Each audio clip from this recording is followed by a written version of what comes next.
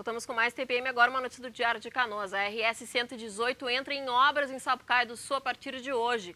Após anos de espera, finalmente sai do papel a duplicação da rodovia no trecho entre o quilômetro 0 e o quilômetro 5. Essa e outras notícias do dia são destaque no Diário de Canoas desta segunda ou no site do jornal também, que é o diariodecanoas.com.br. Entra lá e acessa diariodecanoas.com.br. Bem, agora chegou o nosso momento de reflexão. E para falar sobre violência, é com grande prazer que eu recebo hoje aqui no estúdio o pastor Grázio. Tudo bem, pastor? Tudo bem. Seja bem-vindo. Não Muito há obrigado. como não falar sobre esse assunto. A gente até tinha combinado um outro assunto na semana passada, antes dessa violência que ocorreu nos Estados Unidos na sexta-feira. Então, não há como não falar sobre esse assunto.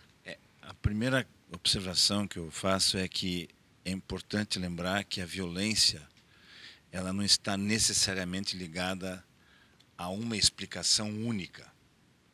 No caso, miséria, pobreza, dificuldades financeiras e materiais. Porque, no caso, isso aconteceu num país e perto de uma cidade que representa a riqueza, o desenvolvimento. A violência está ligada a uma série de fatores.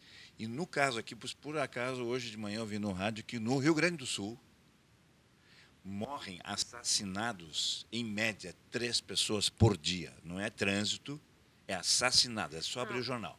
Exatamente. 3 por dia. E, pastor, a sensação que eu tenho é que cada vez mais a violência ela é involuntária. Eu não sei se antigamente, não sei se é uma visão errônea minha, mas hoje em dia parece que as pessoas matam por qualquer coisa. Não tem explicação. Eu estou no trânsito, eu não gostei do fulano que buzinou para mim, que passou na minha frente. Se eu tenho uma arma ali, eu vou dar um tiro nele.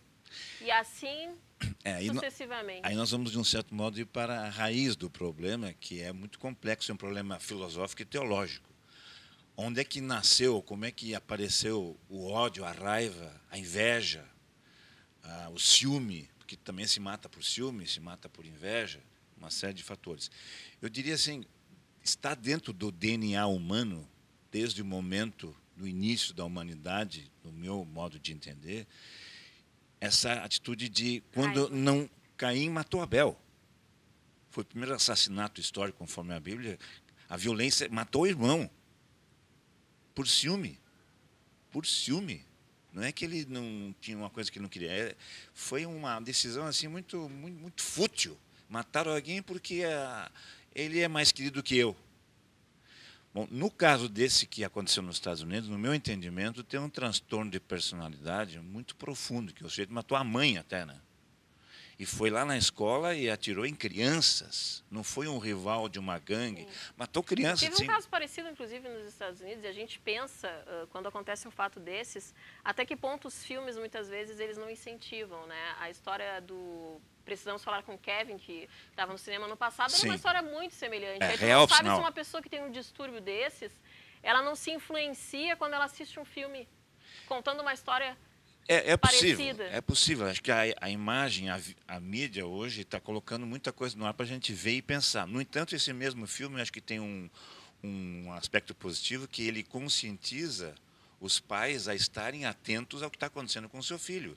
Se alguém está o tempo todo trancado dentro de um quarto ou num mundo só dele, e isso vai crescendo, isso tem que ter tratamento, tem que ter uma atitude para com essa pessoa. E esse que saiu assassinando e matando pessoas é uma pessoa que tinha um comportamento estranho e que devia ter sido talvez detectado alguma coisa por um tratamento. E hoje, se é verdade que a violência está estimulada por mídia, enfim, são N variáveis. O comportamento doentio, patológico do ser humano é uma coisa muito complexa. Nem os psiquiatras ou psicólogos conseguem dar respostas. Mas no momento que numa família tem uma pessoa que tem um comportamento dessa natureza, tem que buscar ajuda médica, tem que buscar alguém que converse, que trabalhe com isso. E isso que o senhor falou é importante, porque o filme, exatamente, precisamos falar sobre Kevin. O título já dizia tudo. O filme, a mãe passa o tempo inteiro tentando conversar com o pai sobre o problema do filho. E isso é um reflexo que acontece, essa situação acontece em várias famílias. Acontece. Não há o diálogo, os pais não têm muitas vezes o tempo para falar sobre os filhos. E no caso precisamos falar sobre Kevin, pelo que eu sei, ele mata o pai. Ele mata o pai e a irmã. Mas não mata a mãe com quem ele conversava. A mãe era um ponto de referência, de afeto, de diálogo, de comunicação. Então, o desafio hoje é nós, em relação aos nossos filhos, é termos um diálogo um pouquinho maior. Eu vejo, vou falar dos meus netos, se deixar, ele fica o tempo todo em frente do computador, ou joguinhos e tal. E nós precisamos criar situações, ainda mais hoje com esse momento aí do Natal, de festas, nós temos que criar momentos lúdicos de relações sociais, de diálogo, para tirar as pessoas um pouquinho só do monopólio da máquina. Ele tem que ter contato com pessoas e dialogar. E quando alguém foge disso, aí tem que buscar ajuda. Mas eu lembro o seguinte, dentro do coração humano, e de todos nós, de um jeito ou de outro, em proporções menores, ou em proporções assim de transtorno, existe essa dimensão da maldade. Às vezes nós não matamos com uma arma, mas matamos alguém com uma língua. Falamos, a violência não está só na arma, na bala que tira a vida. Mas às vezes nós liquidamos com a vida de alguém com uma difamação, a nossa calúnia, falar mal, puxar o tapete de alguém, que acontece muito nesse mundo competitivo. Com certeza. A violência, na sua visão, pastor, é um ato de egoísmo, por exemplo? Eu penso só no meu problema e eu não penso por que o outro agiu daquela forma comigo. Eu simplesmente penso, poxa, não está me agradando, eu vou lá, ou dou um tiro, ou dou um tapa, ou xingo. Ou mato a companheira que me abandonou. É um ato de violência, um ato de egoísmo, sim. E isso está dentro de cada um de nós. A diferença é que os chamados normais lidam com isso, aprendem a lidar com isso e conviver com a sua frustração de não serem sempre os número um, ou serem os tops, os lembrados. Nós precisamos aprender a lidar com nossas frustrações. Esse é o desafio da vida. E não há vida sem frustração. Agora, no caso desse rapaz que saiu dando tiro, com certeza é uma pessoa já doente, mentalmente doente, com um transtorno profundo que não foi avaliado. Agora, os Estados Unidos estão agora preocupados com o comércio de armas e estão querendo forçar... Qualquer um compra arma. Agora, não vai ser fácil lá naquele país que prima a liberdade, e a liberdade lá é uma coisa muito forte, o direito de ter e de ser, não vai ser fácil proibir isso. Nós aqui no país já temos uma legislação muito mais forte. Mas o problema não está só na arma. O problema está dentro do coração humano. O maior inimigo do ser humano, o maior desafio é ele mesmo. Porque a arma só não funciona se eu aperto o Exato. gatilho. Então, nós temos que humanizar os nossos ambientes, nossas escolas, nossos lares, os nossos estádios de futebol. Esse é o desafio. Porque a violência... Aliás, já esses dias eu vi uma discussão que não sei se vai ter Grenal na arena. Por quê? Porque eles têm medo de que num Grenal na arena, aquele patrimônio tão lindo que é o estádio de futebol do Grêmio, seja depredado e com violências que podem acabar com vidas. A violência está dentro do ser humano. Repito, não só nos países pobres ou miseráveis, a violência está em toda parte, porque onde tem gente, tem violência. O desafio é pela educação e pelos valores a gente aprender a lidar consigo mesmo e com seus instintos de violência. Quando alguém me fecha na estrada, eu também tenho vontade de ser violento. Vontade eu tenho, só que eu tenho que usar a minha razão. Com certeza. E, pastor, quem perde um filho numa situação como essa ou em outra situação de violência?